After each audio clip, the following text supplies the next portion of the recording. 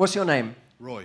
Hey, Roy, how are you? Good, Matthew, thanks. I've had a ex talk about you a lot, so I thought I'd come check you out, but... So, yeah, Well, thank you for being here. I enjoy everything you have to say, but I'm a man, so, I'm just trying to figure out what I can take from the male perspective, and also, how do I change the way that I'm very, I guess, reserved, and I dwell on my hurt, because, we're people. I have a problem with my ex moved on fast, and I was trying to, it hurts, man. You know, it's like we were together for like 5-6 years, and when they move on fast, it makes you feel like you're not good enough.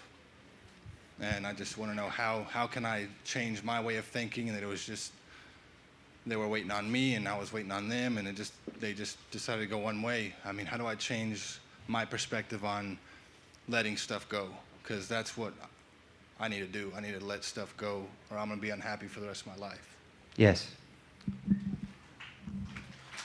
Yeah.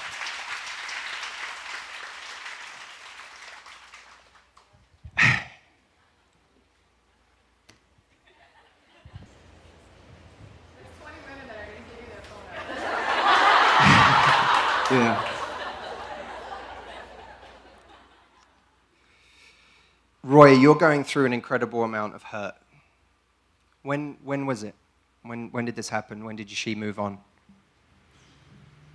I guess we split up in August of 18. Yep. And I would say it was probably a good 4 months after. Yep. So it's incredibly painful. Part of the pain is you continuing to convince yourself that this must on some level have been the right person, and that your right person is now with someone else. Now, I don't believe that. I believe that the right person can only be the right person when it's two people choosing each other. So part of the pain we hold on to is believing still that we had this jewel that's gone.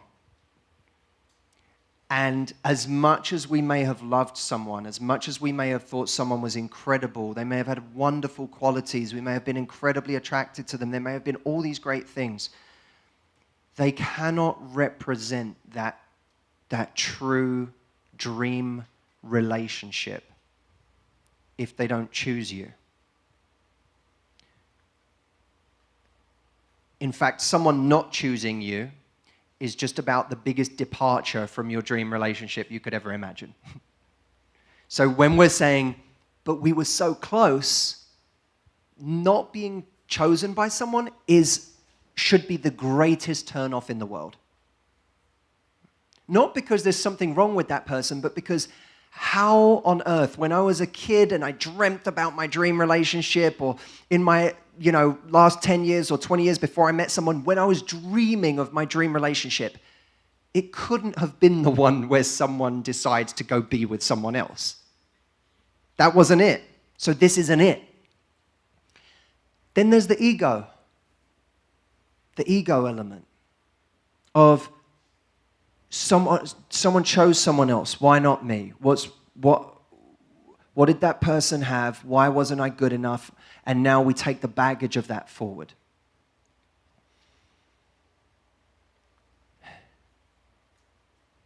The greatest advice I ever received was kill your ego. Because that motherfucker has no place in your growth. None. None. I box a lot. And when you go into the ring and you are worried about getting hurt, when you're worried about yourself, that's ego. When you're worried about the size of the other guy and this guy's skills, and that's ego. When you're worried about, I came in here to do a job, what's my job? Then ego goes out the window. And there are we're all going to die many, many times in our life. We're all going to die. You just died, right? A piece of you has to die. Right now, you're going through fucking hell. It's been awful. Someone ripped your heart out. That's hell. But I want that version of you that goes through hell and comes out and has something to say at the end of it. That's the version of you I want. Do I want the version of Roy who hasn't been through that shit? Nah, it's fucking boring. That's boring. I don't want that Roy. I want Roy who's been to hell and back. I want Roy who had to go, die, resurrect himself, and then come tell the rest of us how to do that. I want that Roy. That Roy's interesting to me. I want weathered, scarred Roy who's been through shit, who has interesting things to say. That Roy is much more interesting to me. And we learn far more, far more. We become far stronger by what goes wrong in our lives than what goes right.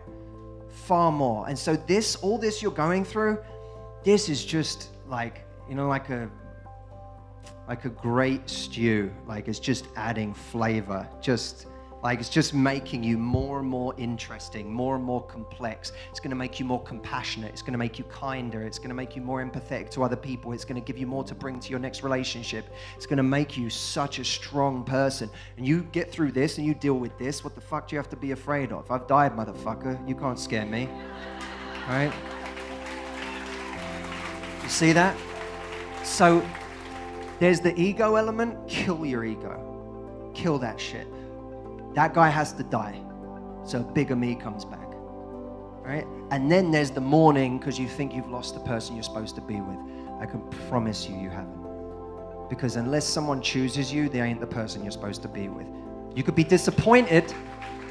You can be disappointed she wasn't the person, but you can't grieve like she was the person because she's not. Disappointment takes a minute to get over too. But it's much easier to get over than true grieving of, I've lost the love of my life. You didn't lose that. That's still to come. Something better is coming for you. I promise you, my brother. I promise. Okay?